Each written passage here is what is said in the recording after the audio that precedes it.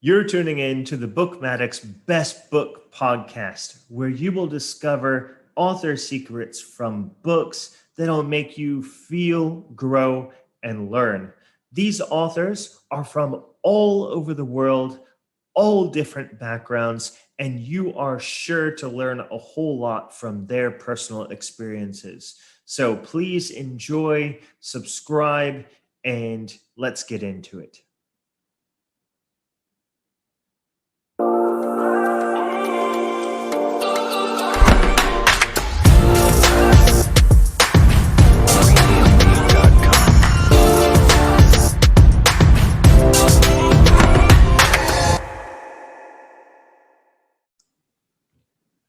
Hi, Bookmatic Lifelong Learners. In this episode today of the Bookmatic Lifelong Learners podcast, we have a special guest, Mike Dayem.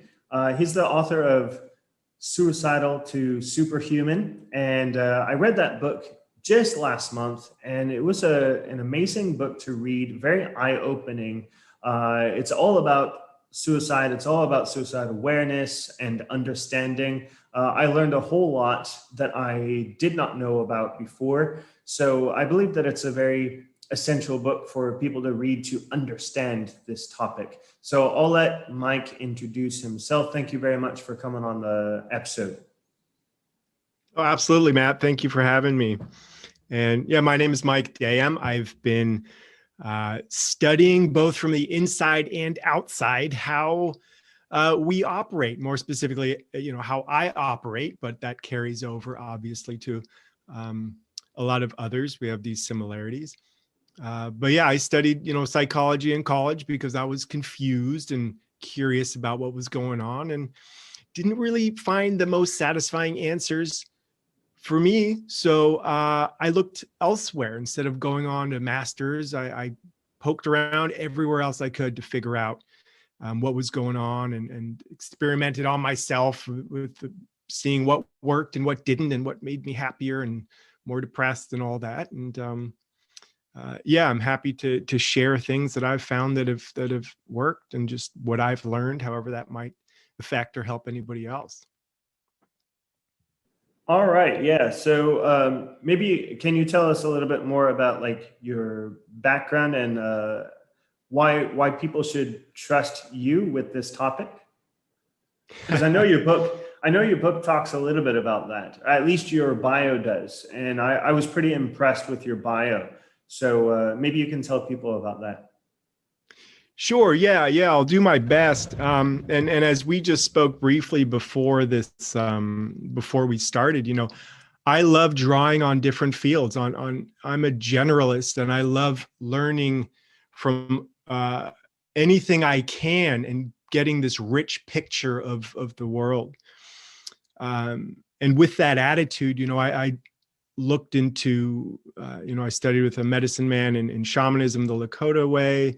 I looked in mythology. I actually became an actor for a while, and I don't talk too much about that, but the more I do talk about it, the more I realize how impactful that was actually on my path, just learning from the inside that way of like exploring different parts of myself.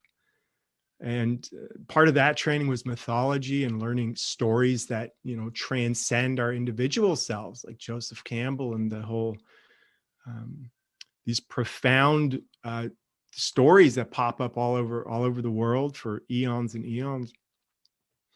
And anywhere else, really, in terms of convincing someone why they should trust me, that's not necessarily my strong suit. I tell people to question everything, try what works, take what doesn't, and have an open mind.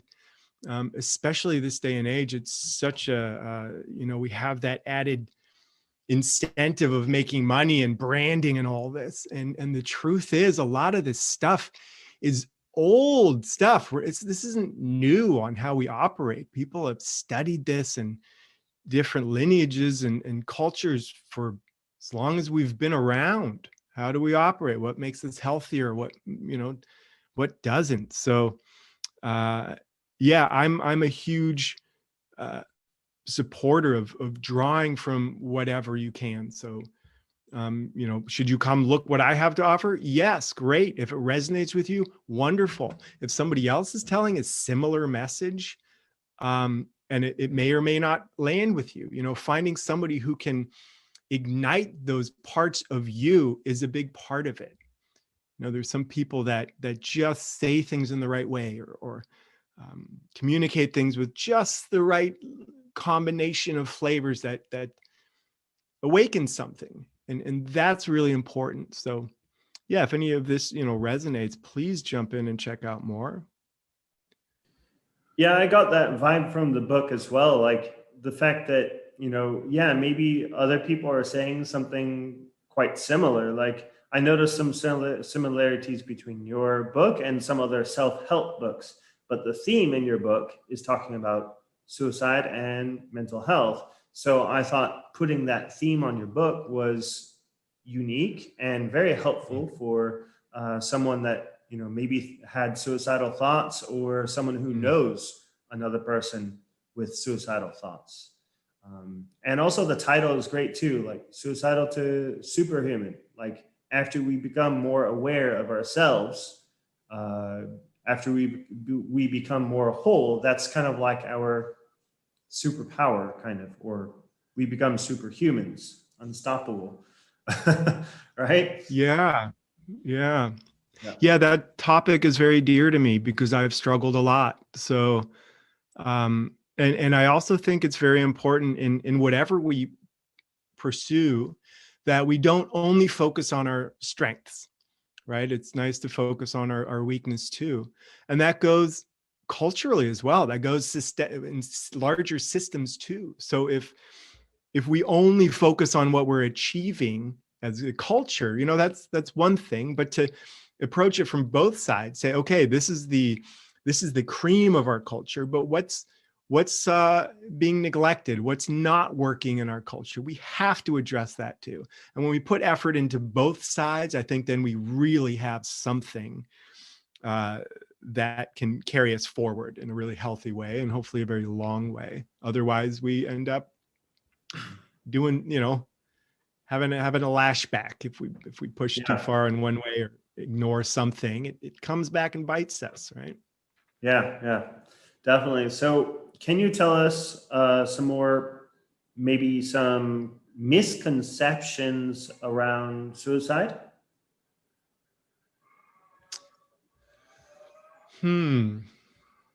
Misconceptions around suicide. Well, I think here's what comes to mind, and I think this might be a potentially contentious point, which I don't know. I like to stir the pot, and I think one big thing I say that either resonates or triggers people is that suicide means there's something wrong with you. And I think that's a misconception, that if somebody's suicidal, that they have something's inherently wrong with them. And what I say and have experienced with myself is like, hey, if I'm really in a spot where I'm not contributing, I'm not living anything that I'm meant to be doing, I'm like, the fact that arises in me isn't an unhealthy thing. There's a lot of unhealthy things happening for me to get to that point, but it's a trigger for course correction. We have these things that come up that are meant to help guide us, and what we really need to focus on is then getting the right guidance. But I don't at all believe in genetic, that you just, you have this is in your genes or whatever, you have a predisposition towards something like that. I think it's much deeper than that. I'm more on the field of karmic. I think these things are playing out, and we have to navigate through them. And for me personally, hearing, when I was feeling down, just feeling that, or playing out that cultural story that this was my problem, and I was the cause of it didn't help at all. At Mhm. all. I mean, that made it worse. That made me spiral more. It's like, not only now do I have a problem, but I also am the problem. Mhm. So to kind of break that up a little and separate it and say, look, this is okay. There needs to be a big course correct somehow, and may or may not need help, but Mhm. that's often where I start. And I may have gone off on a little tangent, Matt. Sorry if I did, but Oh, it's all right. It's all right. it's amazing so often how much an impact that can have right there when someone is, especially if in a state of distress, and just simply say like that, those feelings are okay. They're normal in the Mhm. state you're in. They're normal. Mhm. Yeah, you mentioned also about how the society has an effect as well. I think that was one of the major points in your book as well, right? Something I about. think I bring that up a couple times. Are you referring to a specific? Yeah, just the fact that a lot of the time the problem is not the person themselves. There's nothing wrong with the Mm, person. Yet society, uh, I don't know, something like shuns them, or I can't remember the exact phrase that you used, but okay. yeah. Um, I mentioned systems before, and I often look at. Um, I love looking at different scales of things. So we have ourselves individually, and I see a lot of mirrors when we look at, it's a town or a group or a nation or even the world. So I think when somebody, yes, we do shun suicide as a culture, and that does push us further out, which often exacerbates the problem. If you're already isolated and don't want to share, this isn't something that if you're feeling these thoughts and depressed, it's not something that's easy to just go share with people, especially if it's an ongoing thing. If this is like 5-10 years and you've been depressed, it's exhausting. You call the same friend. It's like, hey, I'm depressed again. You know, there gets a point where they don't want to hear it. And I've always been empathetic. So if I leaned on people a lot, I didn't want to um, continually put that burden on somebody else. So what happens is that creates further isolation. So to find a group or people that you can start to remedy some of these things is really important to, and usually that takes a different way of thinking. If everybody around you, and this was my upbringing, nobody was really talking about this outwardly, and the only people that were psychologists that were trained in the same way that I ultimately went into, that didn't really agree with. I saw therapists in my teens, and then I went into psychology in college, and was like, oh, well, this is what they were saying. It didn't really work too well for me there. And I also don't see that mirroring me. I feel like it left things out. And I'll touch on another point in regards to scales. And that is that I see humanity almost as the nervous system of the earth. And when there's pressure going on the planet, if there's global pressure, and that could be a whole slew of different things, one could just be population, the way we're, mass producing and oil. I don't want to get into a political thing, but, there's pressure. Human beings are applying a pressure to the planet, right? And that comes out in different ways. So if you see us as, the nervous system of the earth, that comes out in that way. And we, and often more sensitive individuals, react more to that. So I have personally felt a bit more in touch with certain pressures and certain things, and felt that oftentimes a lot of my depression or confusion was bigger than me. And oftentimes it is me, but oftentimes it's not. And in German, I'm half German. In German, there's a word called Weltschmerz, and it means world hurt. And it probably translates best to English as to carry the weight of the world on your shoulders. It's a bit different. But even that saying kind of implies that it's bigger than just us. So I like to have that also as an option, because sometimes when we're really down on ourselves, just to take a little bit of a load off can be a tremendous load. Sometimes that's the difference between, breaking the camel's back or not. So, if I'm personally feeling down, but I'm also feeling the weight of the world, and I can at least have the tool or knowledge to be like, oh, not all of this is mine. That can sometimes be enough to just have a little bit of a break, which will lead to a bigger reprieve. And then you get through a bit more. Mm-hmm. Yeah. So that's a fantastic description and a great answer for sure. One thing that I really liked about the book that could, really help a whole lot of people experiencing these feelings.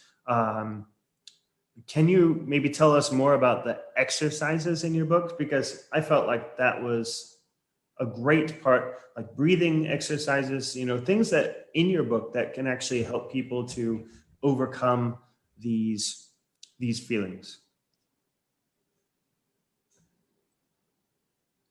Absolutely. Yeah. And there's a lot in there. That is a seriously robust chapter.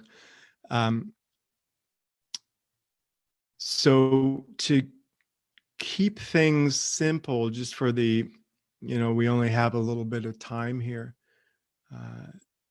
Breathing exercise, some of the meditation, so powerful. It's incredible, but it can take a little bit of time.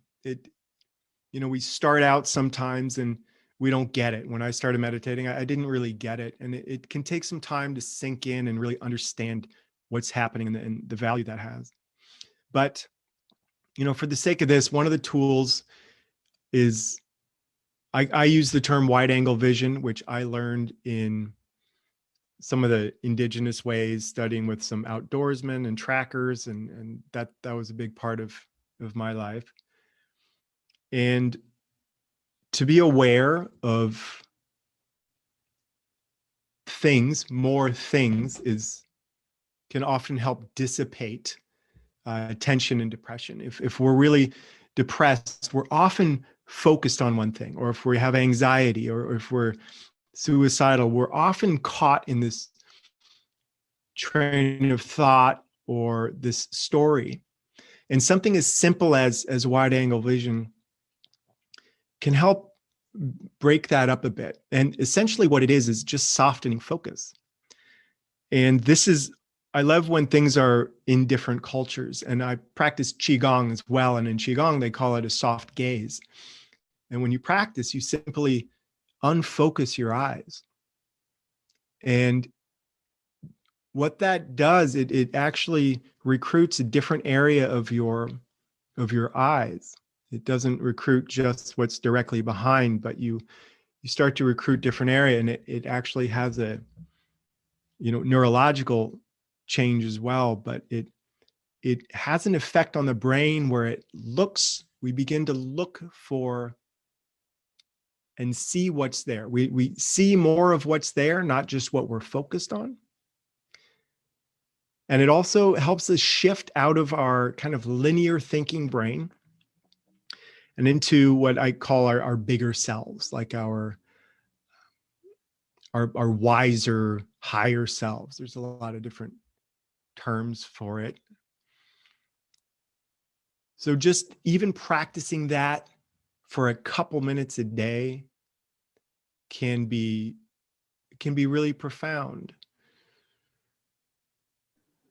Yeah, definitely. I think one of my favorite exercises out of your book was, if I recall correctly, it's when you're touching your bare feet to nature, to soil, right? I think it was bare feet and hands, if I recall correctly. and just taking in the nature, taking in big breaths, just the feeling of the connection with Earth, because we were born of the Earth, and we also die into the Earth as well. So I believe having that connection to everything is quite an amazing feeling, right? Oh, it's incredible. Mm-hmm. Yeah. And being blown away by nature can put things into perspective that otherwise consume us. And I'm fortunate. I live near the coast here in California. And, I've had periods that are difficult. And if you go sit by the ocean, things so often just become insignificant next to the ocean. Mm-hmm. And we always have that available to us. Sometimes it's really powerful to have an exterior reminder of what that is. And sometimes we need something as powerful as that. But to be caught in just this awe of something so much more powerful and is a great tool. And yeah, feeling, especially since so many of us wear shoes all the time, go feel your feet, especially if the ground is cold or hot, get that sensation. And another tool not far off from those two is see how small you are, see how big you are, and really getting down. I have, loops. They're like little microscopes. They're typically meant for jewelry, but you get a loop and, you buy one for $10 and you just go look at tiny things, and you can get overwhelmed with curiosity and wonder by looking at something that's on your counter or, right outside your front door. It doesn't matter where you live. And to realize all this wonderful stuff is around us can help break us out of these narratives that we sometimes can get stuck in if that's the case. Yeah, curiosity equals progress. Curiosity equals progress, I think. I love that. Keeps us driving, keeps us going forward. Curiosity. Oh, for sure. So you add a little bit of focus in there, it'd be wonderful. Yeah, definitely. Here's a little bit more of a serious question. I guess they all kind of serious a little bit, but yeah. Now, if someone walked up to you, Mike, and they said,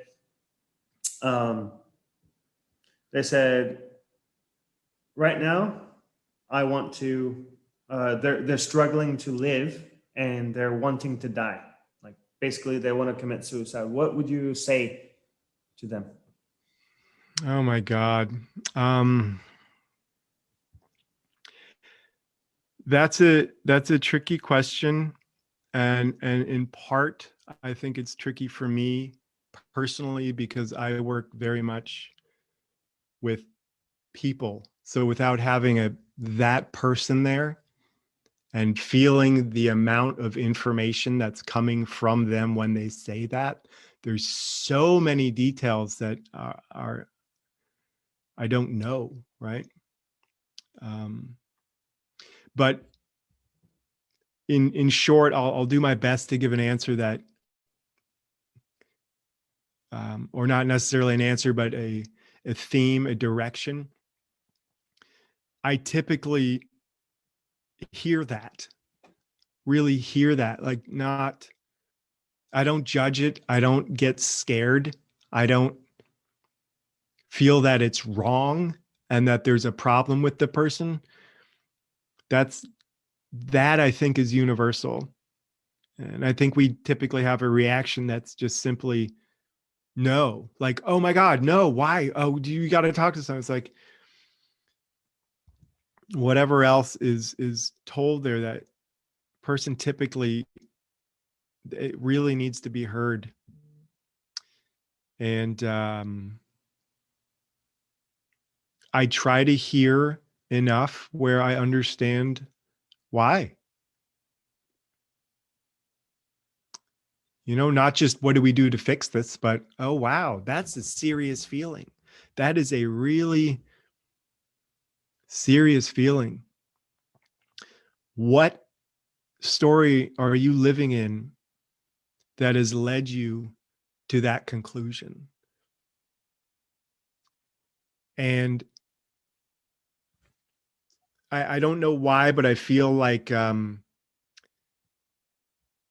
lot of times I feel like I'm talking to a parent right now. I have no idea why, but I feel like if you're a parent listening to this and it's your kid, this could be next to impossible because you're so close. You know, it's the last thing you could possibly, it's so far from your natural inclination to like support and let this child thrive that to really sink into that, like, oh, tell me more, like why, seems impossible. I don't know why I'm just compelled to bring that up. So being a little bit further out or being a little bit more detached can really open up that curiosity.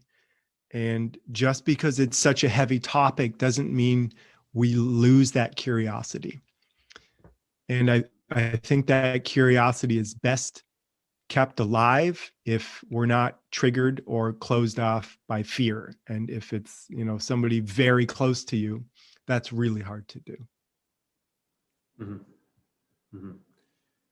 Yeah. So basically just open up and listen to them, right? Yeah, but again, It's it's hard. Like if somebody's really triggered and in a panicky state, you know, and suicidal, that could be different. mm-hmm. Or if it's a long term, like, you know, the decade long, I'm just, you know, blah, I'm already pretty much dead inside and just wanting to finalize it or make it physical as well. I wish I had an answer that I felt would be universal, but I don't.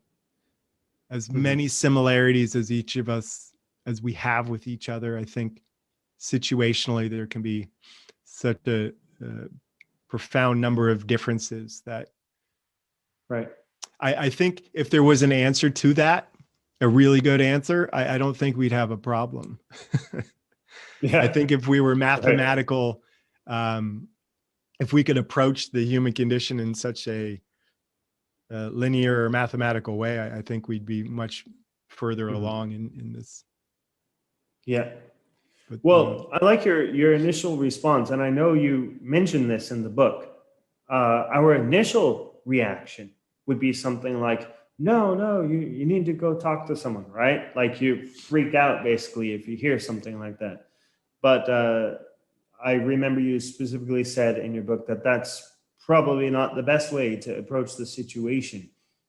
Better to, you know, try to, like what you said, don't freak out and just be like all ears, right? Yeah, something like that. yeah, just keep it a little bit more.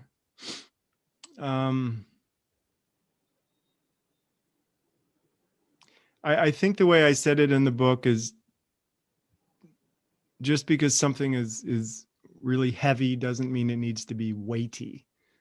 And I think that's a little, that may be a little bit unclear, but we can have these talks without feeling like we're in mud.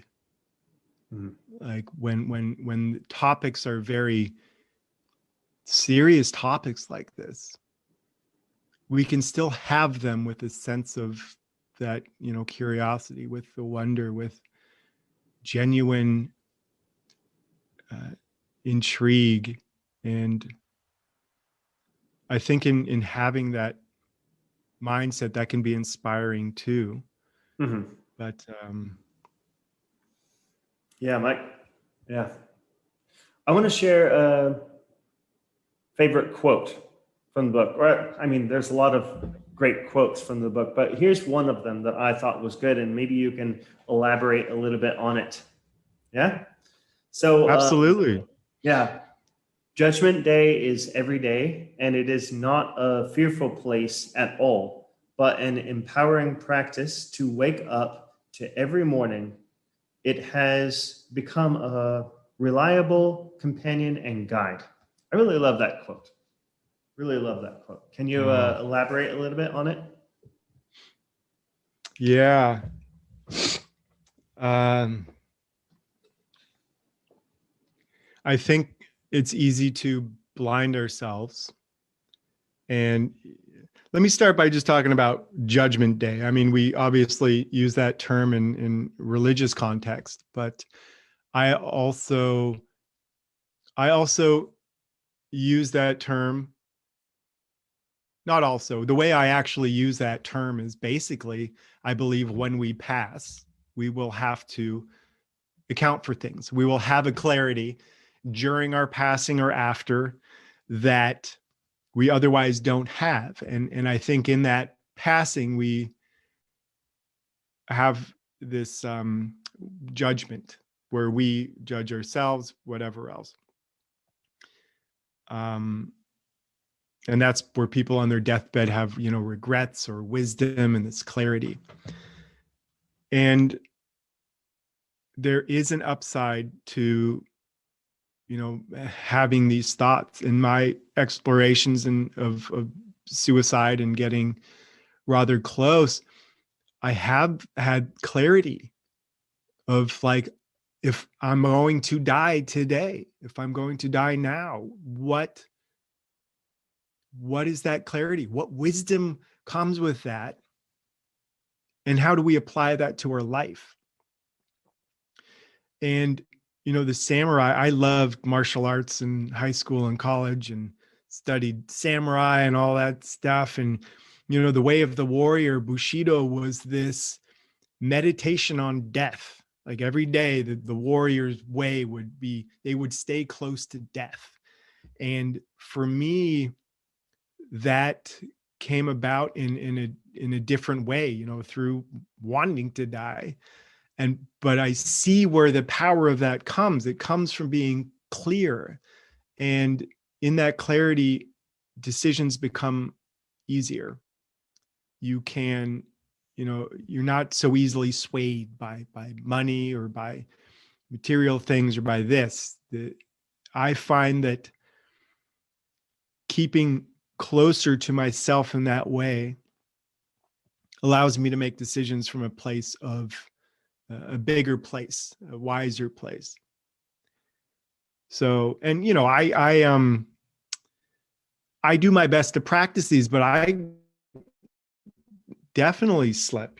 Suicidal is Superhuman is it's not a one-way street. It's a scale. We can all be anywhere on that scale. And just because I've had wonderful periods of life doesn't mean I'm not, it's not, I can still slide back, right? I have to practice. I have to keep practicing and keep these tools. And I absolutely, go through phases where I get obsessed with a project or whatever. And then I catch myself like, oh my God, I'm totally overwhelmed or feeling all this tension, all this stuff. And I have to kind of come back to the core and, but I think staying a little bit closer than we like to, talking a little bit more about death, not pushing it off or ignoring it. I feel like that's not a big topic in our life, death, and honoring death and realizing we all die. And it's such a topic that is kind of dismissed, or there's a cultural kind of fear around it. We try to live as long as we can. And I think that's a mistake. I think we need to honor it and learn from people who've been close to it and revere it even, and hopefully get to a place where when our time has come, we look forward to it because we've lived good lives. So that to me is kind of what that statement means. And yeah, it reminds me of Memento Mori, which is the Stoics. I've read quite a lot about that, especially from Ryan Holiday, Seneca, Marcus Aurelius, and this saying means like keep. I forget what the translation is to Memento Mori, but basically keep death close to you. So you always got that in mind that you are going to die. So focus on your life right now and live that life to the fullest. And there was one last point in your book as well that I wanted to bring up, a very positive point. If you are down at the very bottom, which actually I think you mentioned you cannot be down at the very bottom, something like that. But yeah, basically, if you are down at the lowest part of your life, look at your life and try to find, okay, well, if I'm down at the very bottom, can't I like make it better by just doing the things that I want to do?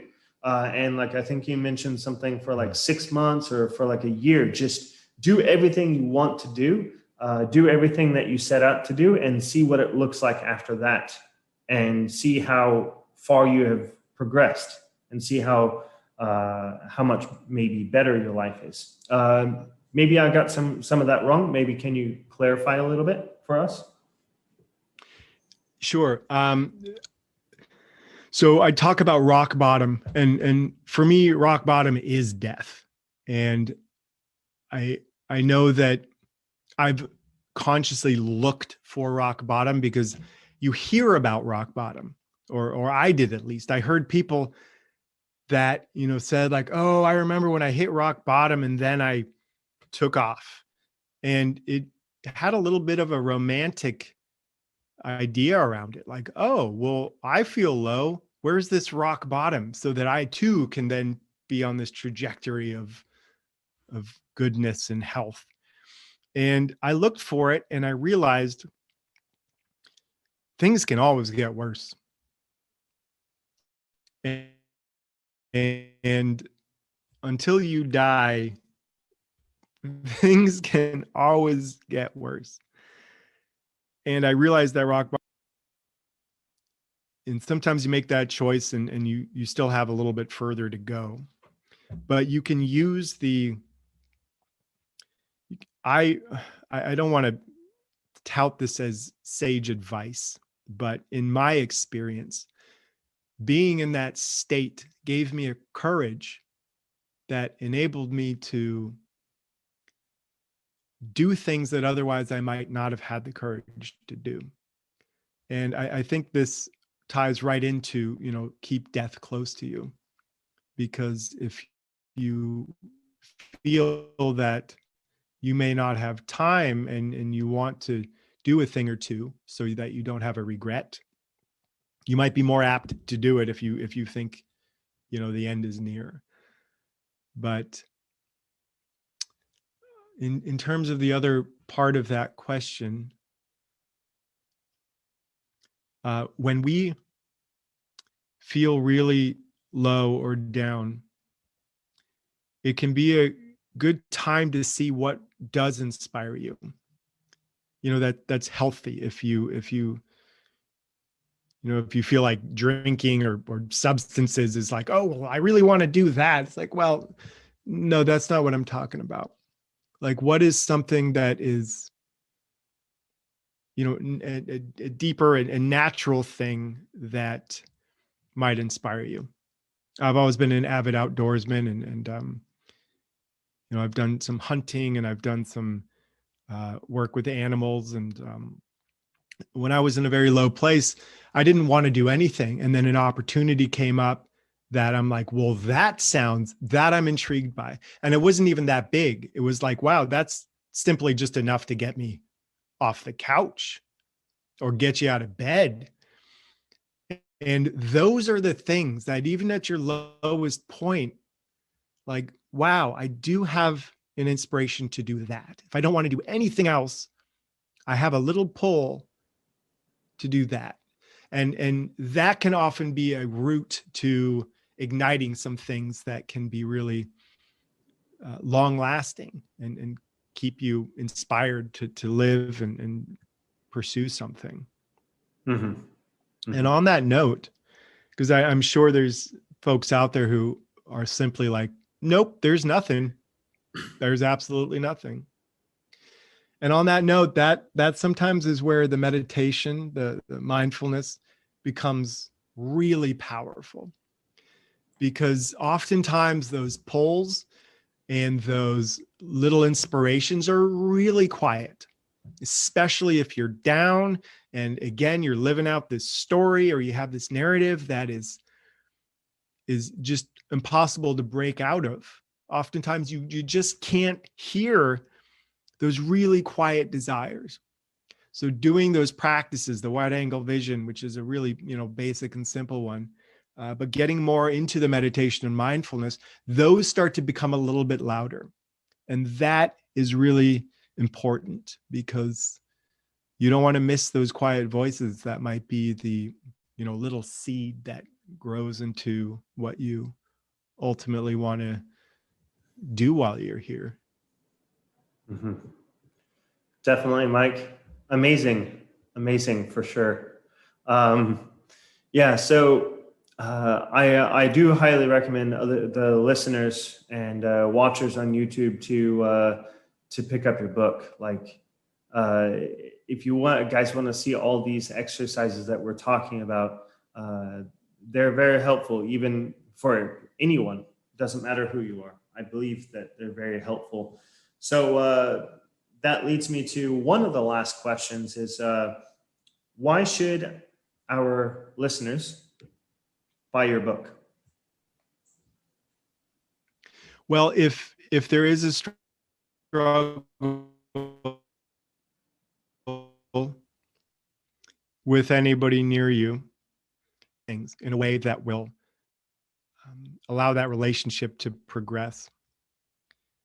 If people close to me, especially in my teens and 20s, had some of the information that I'm talking about, I think they would have looked at me very differently in a way that could have allowed me both to be seen and give me the support in a healthy way, or just understand more. And if you yourself are depressed or anxious or suicidal, my goal here is both to provide tools, but also to give words to what maybe you aren't able to give words to. It's doubly difficult. It's difficult to recognize often what it is going on with us. And then it's also hard to find the words to express that in a way that's really accurate and honest.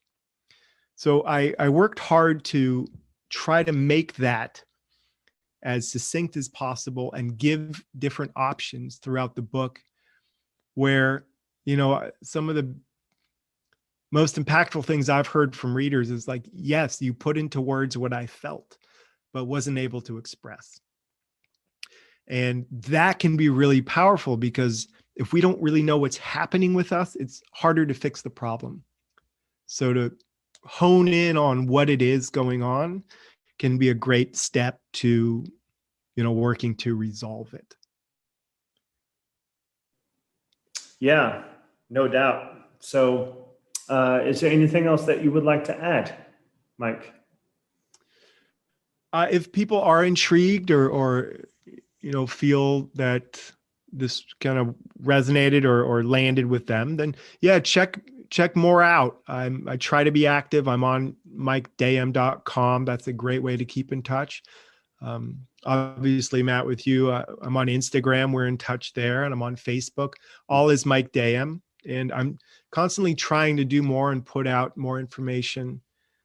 I just did a program. I'll likely do one again where, we dive really specifically into some tools that have been really impactful to me. So I'm constantly doing stuff. I highly encourage people to keep in touch if anything of this lands with them. And where can they find your program and your book? And if you want to mention anything about your program, you can right now.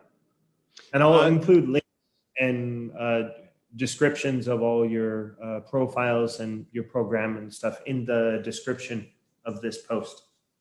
Yeah, I post on MikeDayem.com is probably the best way. You can buy the book there. I know you're international. It is on Amazon, available internationally. So that's probably your best bet to buy it. Get on Amazon, get a copy. And In regards to the program, it's really about mindfulness and diving into some specific narratives. It's amazing how the things we believe are embedded in everything around us. I can look at, a toaster oven. I can look at a couch. And if I really dig into feelings and things, it's amazing how our stories are everywhere.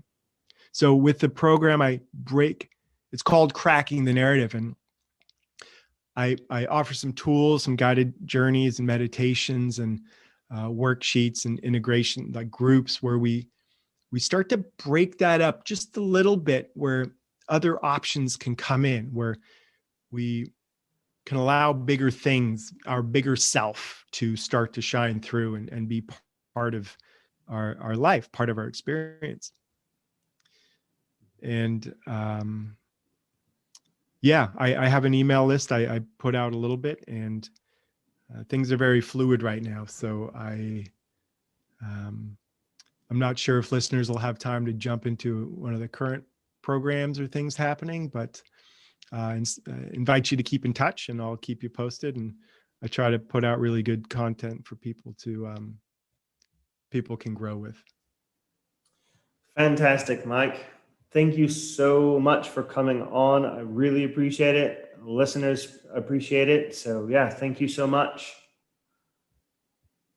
Absolutely, Matt. It was my pleasure to meet you in this way as well. So yeah, and audience listening, make sure to pick up Mike's book. You'll definitely enjoy it. You'll get a whole lot from it, no matter who you are. So yeah, pick that up on his website and Amazon.com. And I will see you in the next episode.